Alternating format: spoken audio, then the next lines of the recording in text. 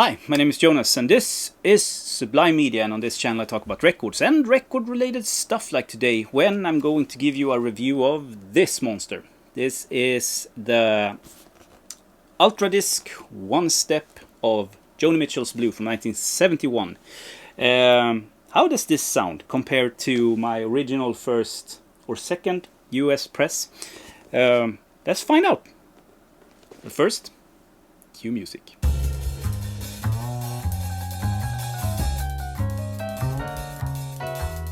So you know what to do, like give this a thumbs up and the bell and the subscribe thingy if you like what I do here on this channel, because it really helps, like, and spread the word to the neighbors, you know, just spread the word about this, because that's the best thing to show to show appreciation, that and to comment, because that helps the algorithm to shoot this out to even more people. So really do that. And I also want to inform you that I have a shop called sublimemedia.se.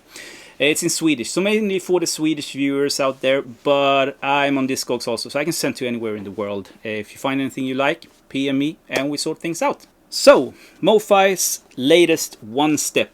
This is my first experience with the One Steps actually, and I was so glad when Mofi decided to send one of these to me for reviewing purposes, and also to do a shootout with the formats that I have. They printed this in 12,000 copies, and yeah, I'm going to show you the content of the sort of the box set in a little bit. So to give you a little bit of my relationship with this record, like many, I found this in my teens.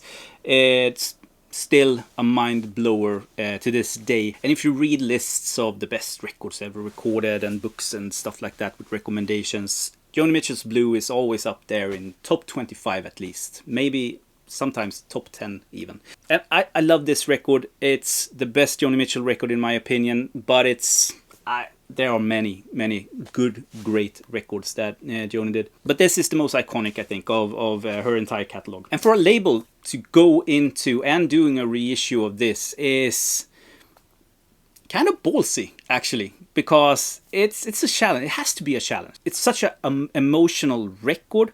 I mean, we are talking about the breakup between Joni and Graham Nash in 1970, 1970, something like that. So the writing and the material of this is her experience around that.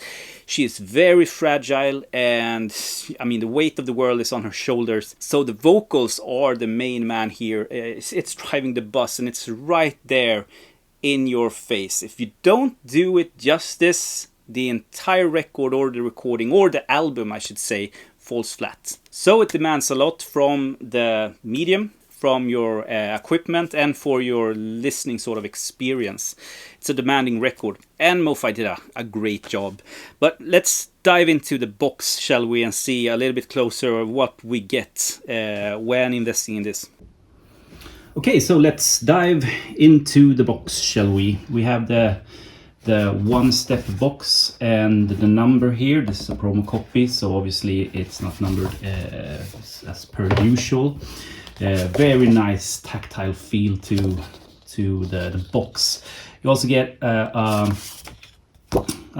insert or booklet or whatever you want to call it, with lyrics, and backside there, very lush. Great. Looks fantastic. And also one sheet of I think newly written liner notes, but I might be mistaken, but I guess so. And then you have the discs, 2 discs, 45 RPM. This is LP1, obviously. I love this. It's a rubbery sort of feel to it, and when you pull it out, it's this standard protection, sort of white protection, thick cardboard thing that Mofi uses, and the traditional like Mofi inner sleeve. Here's the label there, and backside, 2 tracks on the one side, and this is the second side, three tracks on this one. There are a lot of dead wax, so no sort of in-groove distortions. A very nicely pressed record. So LP2 looks exactly the same. The only downside, in my opinion, is this seam splits on both discs, and even on the spine on LP2, and I have heard that they have had problems with this, with the one steps I read on different forums and stuff like that. So hopefully in the future Mofi will take care of that issue. So yeah, that's what's inside the box. I won't go too deep into the music, but because I think that this is such a classic and iconic recording. I think that most of you know about this, and I mean the Wikipedia page of this record is so long, so just go there, read up by yourself. But I want to start by talking about the sound quality before I talk a little bit of the music experience, and I'll get to that in a bit. So the Mofi sounds great from the get-go, like straight from the box, ripping the plastic off. This is what I did, without comparing to anything else. You put it on the turntable, it sounds great. It opens up the music so much, great depth, and when Joni starts singing, it's straight in the middle, right there in your face. It's like sitting in the session, I shit you not. And the recording put a lot of pressure on that voice, because as I said, she's driving the bus here. The voice is driving the bus. It's right there, nowhere to hide. Like the instrumentation and the arrangements are so sparse. Like you can't hide behind a wailing guitar or a thick piano or something like that. She is so exposed. And the recording and the pressing in this case really does that justice. Is it the best recorded female vocals I have ever heard? I don't know, but it's up there. It's definitely up there with some of the best that I've heard. So the music, I mean, I told you before, this is an iconic record. I have so many versions of this, and I've heard this and I've listened to this to death.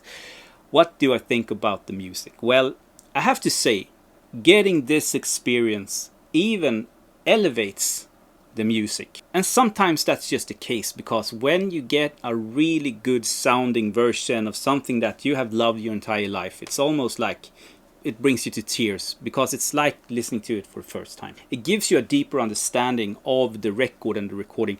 I mean, you can really hear her struggling, hear her emotions, hear how the world really is on her shoulders. Like there's so much depth, so much weight on her shoulders when she is performing and they are recording this. It's heartbreak and it's fragile. Her voice is so fragile. And to be honest, it's not only a recording, it's a statement from one of the most important voices of her generation, at least in music. But we have to compare this to what we have, you know, and I don't have all versions obviously of this, but I have a streamer, I have Tidal, I've streamed it on high-res stream.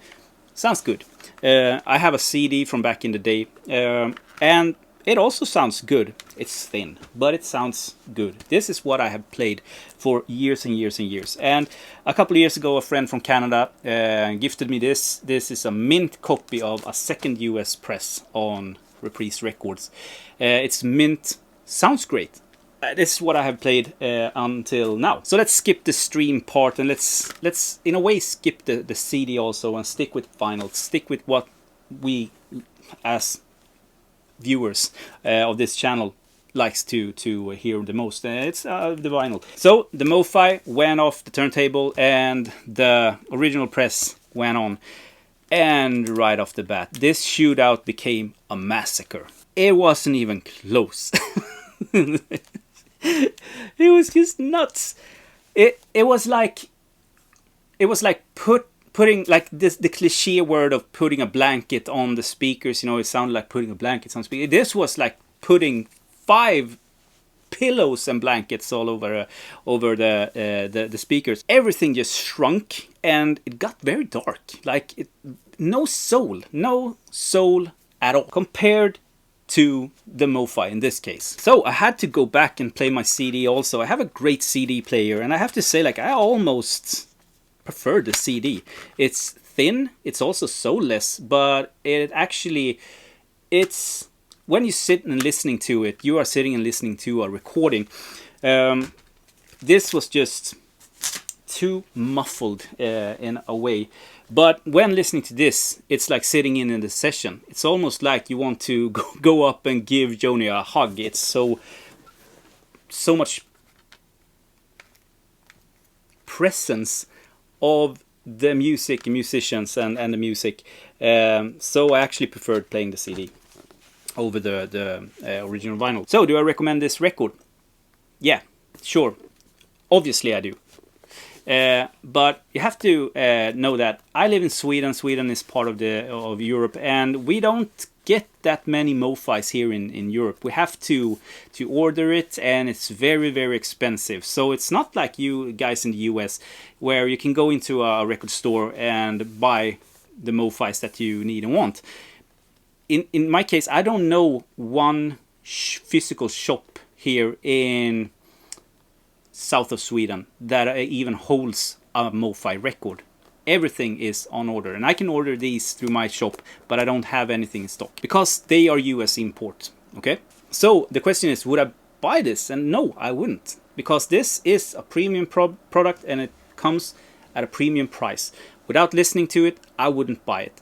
If I got home to a friend who played this on a very good system, and I got the experience that I have now about this recording, yes, I would go home and I would order it right away, because it's a magical experience. But without hearing it and getting that experience, I don't think I would buy it. And that's super a shame, because if any record deserves to be heard like this, it's this record. So yeah, premium sound quality, premium product at a premium price. So yeah, that's it. Please like and subscribe if you haven't, and also give me your opinion on this record, and if you have any other or if you have this, but if you have different versions of it, I would love to have a conversation down in the comments about different versions of this and your experience with the sound of Joni Mitchell's Blue. So let's get something going down below in the comments. And I'll talk to you in my next video. Have a great day, everyone. Bye. So you made it all the way to the end. Thank you so much. You are truly a hero. And I want to leave you with another recommendation. This is Sudden Death. 1972, the American answer to Black Sabbath. Let's just put it like that. This is on Ancient Greece Records. And this is heavy. The sound is as heavy as the cover artwork on sublimemedia.se right now. Go get it.